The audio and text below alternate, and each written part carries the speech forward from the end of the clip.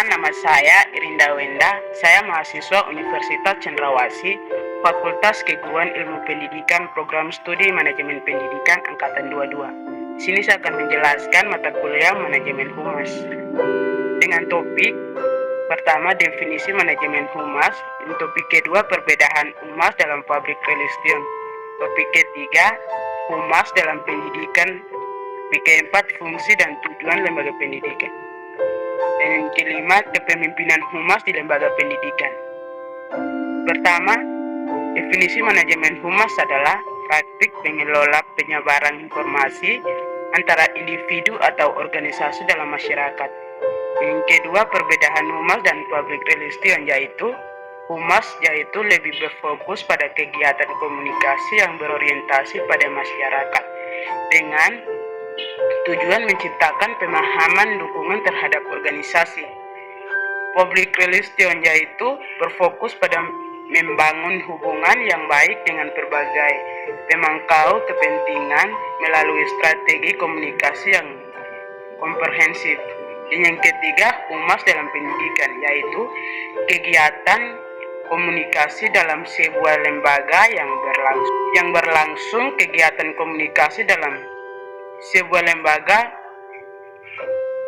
yang berlangsung dua arah secara timbal balik, dilakukan oleh guru pembawa pesan terhadap masyarakat atau orang tua peserta didik penerima pesan. Dan yang keempat, fungsi dan tujuan lembaga pendidikan untuk menyiapkan seseorang agar sanggup mencari nafkah bagi dirinya sendiri. Tujuannya, seseorang bisa mendapatkan pengetahuan dan keterampilan dari tugas lembaga pendidikan. Dan yang kelima, kepemimpinan humas lembaga pendidikan. Di sini ada 9 lembaga pendidikan, yaitu yang pertama, lembaga sosial di bidang pendidikan. Yang kedua, sekolah dasar SD. Yang kedua, Taman Kanak-kanak TK. Yang ketiga, sekolah dasar SD. Yang keempat, sekolah menengah pertama SMP. Dan yang kelima, sekolah menengah atas SMA. Dan yang ketujuh, madrasah. Dan yang kedelapan, sekolah menengah kejujuran. Dan yang kesembilan, lembaga khusus. Topik yang kedua yaitu yang berjudul memakai bahan ajar kertas dengan judul Ruang Lingkup Bidang Humas di Sekolah. Ruang lingkup bidang kerja humas di sekolah adalah dapat dikelompokkan dalam beberapa bidang yang meliputi. Yang pertama, kondisi dengan kepala sekolah dengan unsur pemimpin lain. Yang kedua, kerjasama dengan BP atau BK dalam menangani masalah kepemimpinan, minat, dan kekeluargaan. Dan yang ketiga, kerja dengan warga sekolah. Dan yang keempat, kerja dengan tokoh masyarakat. Dan yang kelima, kerjasama dengan aparat pemerintah kelurahan. Dan yang keenam, menjalin silaturahim antar alumni. Dan yang ketujuh, kerjasama dengan perguruan tinggi. Dan yang kedelapan, mengembangkan persaudaraan dengan lingkungan yang harmonis, pengurus OSIS tentang kebersihan lingkungan. Dan topik ketiga yaitu fungsi manajemen dalam humas. Fungsi humas dalam organisasi dibagi menjadi dua, yaitu penyampaian informasi mengenai organisasi kepada publik. Contohnya, memberikan informasi kebijakan organisasi, tugas fungsi bahkan hingga susunan menjadi terbaru. Dengan topik peran kepala sekolah dalam melaksanakan tugas dan fungsinya.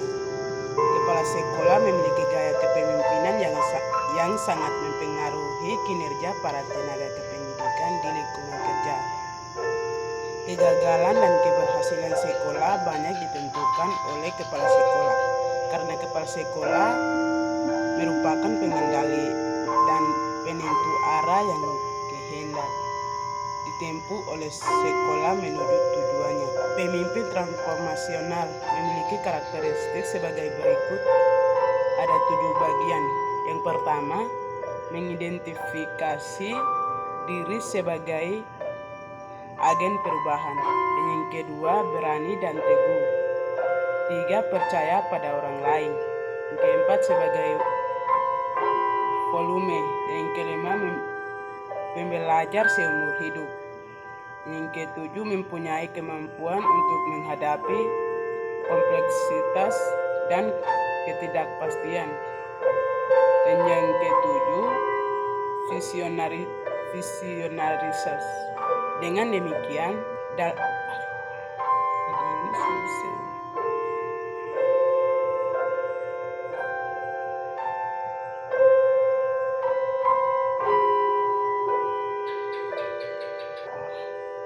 demikian, dapat dikemukakan bahwa gaya kepemimpinan kepala sekolah berpengaruh terhadap kinerja tenaga kependidikan di sekolah untuk meningkatkan dengan meningkat produktivitas kerja demi mencapai tujuan dan mewujudkan cita-cita, visi, dan misi. Di sisi lain, menurut Stone dan Jones 1967 mengemukakan 14 peranan kepala sekolah, yaitu 1. Kepala sekolah sebagai business manager. 2. Kepala sekolah sebagai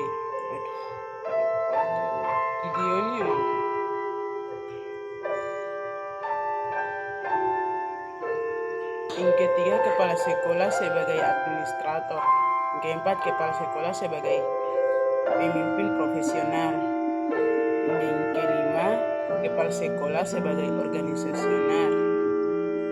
6. Kepala sekolah sebagai motivator atau penggerak staf. 7. Kepala sekolah sebagai supervisor. 8. Kepala sekolah sebagai konsultan kurikulum. 9. Kepala sekolah sebagai pendidik. 10. Kepala sekolah sebagai psikolog. Yang ke-11, kepala sekolah sebagai penguasa sekolah. 12. Kepala sekolah sebagai eksekutif yang baik. 13. Kepala sekolah sebagai petugas hubungan sekolah dengan masyarakat. 14. Kepala sekolah sebagai pemimpin masyarakat. Tugas-tugas kepala sekolah yang berkaitan dengan pengelolaan bidang gerakan pendidikan di sekolah yang meliputi pengelolaan pengajaran siswa, kepegawaian, keuangan, sarana prasarana, dan hubungan sekolah dan masyarakat. Terima kasih, sekian hasil presentasi saya.